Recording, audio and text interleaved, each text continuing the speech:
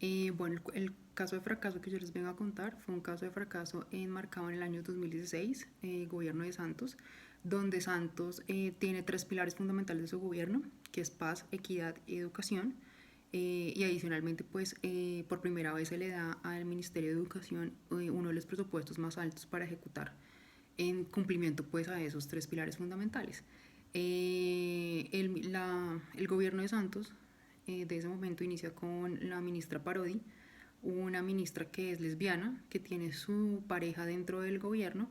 y que frente a eso pues se presentan bastante opositores dentro de su partido y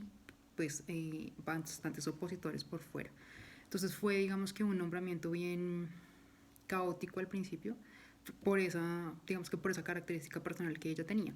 En ese momento, como la educación se vuelve un pilar fundamental del gobierno, la ministra llega a tener dos prioridades y una de sus prioridades fue la política de distribución de materiales o textos pedagógicos a los colegios públicos. Recién habíamos tenido las pruebas PISA y nos había llegado el informe, habíamos subido en temas de educación, pero una de las variables que presentó la OCDE es que los estudiantes como de colegios públicos que no cuentan con recursos pedagógicos como los libros o el libro de matemáticas, el libro de ciencias, el libro de español, pues tienen una menor posibilidad de aprendizaje. Y esto es marcado en un tema de igualdad de oportunidades, en donde los colegios privados tienen un mejor rendimiento porque ellos sí, los estudiantes y los padres de familia de estos colegios tienen acceso a comprar un libro de aproximadamente 90, 120 mil pesos que costaba en ese entonces un buen libro. Entonces, pues la ministra empieza como a darle prioridad dentro de su gobierno a una política de distribución de materiales, pero esta política estaba enmarcada en que los profesores de colegios públicos tuvieran una herramienta de enseñanza y los estudiantes tuvieron una herramienta de aprendizaje para igualar digamos que la cancha, como ya lo nombraba, para igualar las oportunidades entre los colegios privados y los colegios públicos. Entonces inicia con la formación de una gerencia de materiales. Yo trabajaba con ella en el despacho y pues me nombran gerente de materiales educativos para hacer todo este proceso que tenía tres, digamos, componentes fuertes. Uno era un componente contractual, un componente financiero y un componente técnico. Entonces, pues la definición del problema es que teníamos que estructurar una política de materiales y asegurarnos que los textos llegaran a los colegios públicos y ayudaran al proceso de aprendizaje y de enseñanza de los 8 millones de niños que hacen parte de los colegios públicos y que hoy no tienen,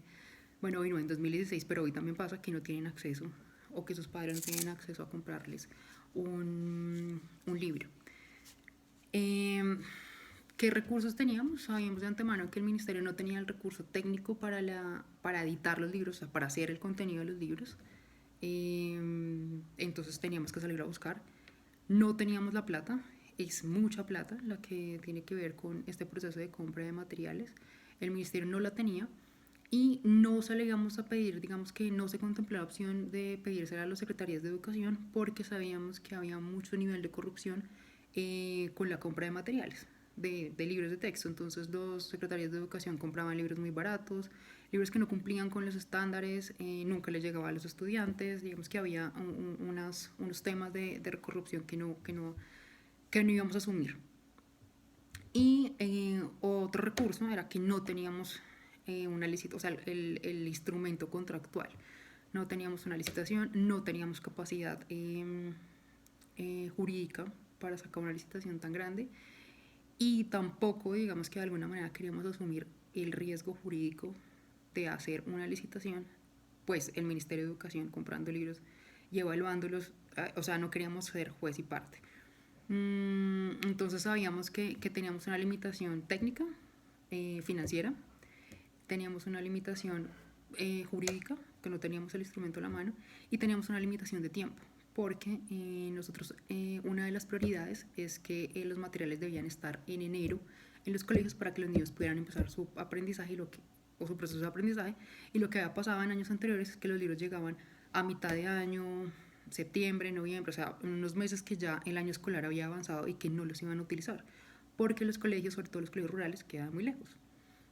¿Cuáles eran los actores que se involucraban acá? Pues, y el gobierno nacional, estábamos en cumplimiento de un mandato de dar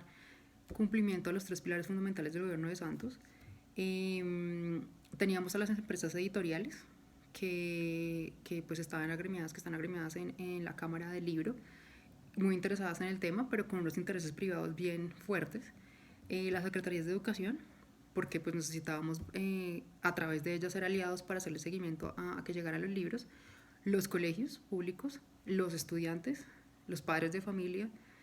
pues toda la comunidad educativa y los maestros. Colombia Compra Eficiente, que es la entidad que en ese momento sale para centralizar, bueno, es una entidad descentralizada, pero surge en 2015 y lo que hace es hacer más eficientes los recursos a través de instrumentos de agregación de demanda que hacen más transparente la contratación. Y un tema y otro actor muy importante que es 472, porque nosotros queríamos hacer la distribución con otro proveedor, pero 472 tiene toda la distribución del Estado.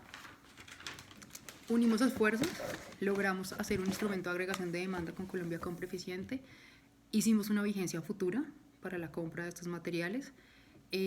contratamos un equipo técnico de expertos, los mejores expertos en Colombia, de aproximadamente 20 personas para evaluar las muestras que nos llegaron de esa licitación. Y logramos algo muy importante, y es que a través del instrumento de agregación de demanda, el instrumento quedó abierto por 3 años. Entonces, pues, las entidades territoriales podían comprar por 3 años y el gobierno nacional lo podía hacer por 3 años, lo que nos garantizaba una posibilidad de poder medir el impacto de los libros. El caso de fracaso, digamos que después de 6 meses de haber logrado esto, los libros llegaron a su momento. Empezó todo un proceso operativo por distribuir, pero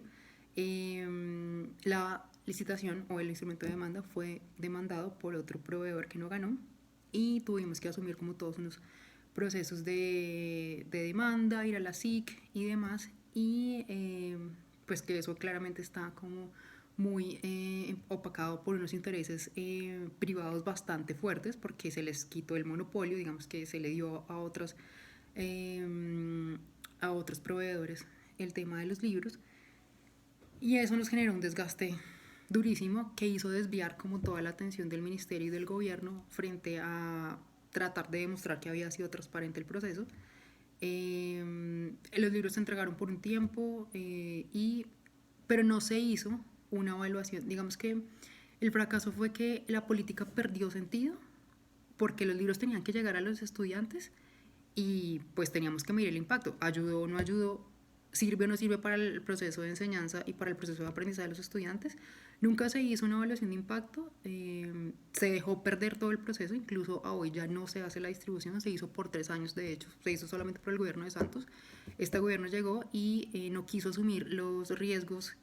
reputacionales y demás que le implicaba que el ministerio estuviera involucrado en unas demandas. No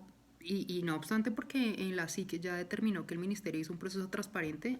sancionó a la empresa que había hecho trampa o colusión, como ellos lo mencionan, pero pues opacó por completo todo el proceso contractual y todo el proceso que se había hecho por adelantar esa política, y a hoy los libros pues ya no llegan a los estudiantes. Fue, digamos que tiempo, yo lo asumo así, fue un tiempo perdido, fue plata, recursos públicos perdidos, bastantes,